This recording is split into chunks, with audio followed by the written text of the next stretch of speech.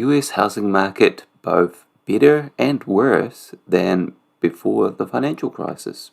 So what we're looking here is the chart of the week.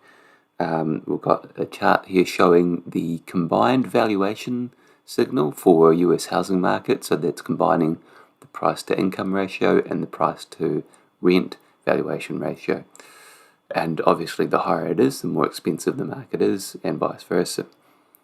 We also got there the household debt to income ratio there, basically a measure of how leveraged households are.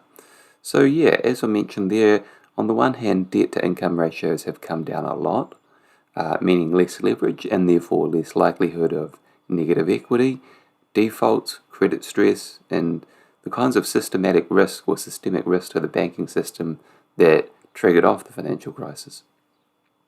Borrowers also have a greater likelihood of having fixed their interest rate this time, with much less proportion of mortgages on variable rates this time around. So a little bit less interest rate sensitive in terms of the debt that they're carrying.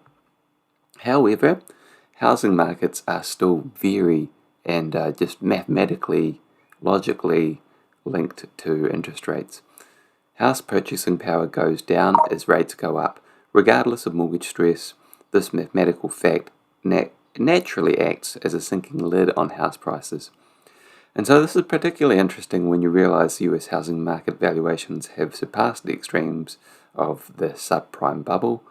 And so maybe we do see less stress given less leverage this time around, but we still likely see a material correction in house prices as interest rate shocks meets stretched valuations. I mean, that's your classic worst case scenario for basically any market, is you have extreme expensive stretched valuations, and then you have some sort of catalyst or trigger to basically correct that. So yes, maybe it's not as much of a systemic issue this time, but at the very least this will act as a clear headwind to growth and confidence, and so reinforcing that recession risk scenario. So if you like this chart of the week, be sure to subscribe. It's free. You can do that via the link in the description.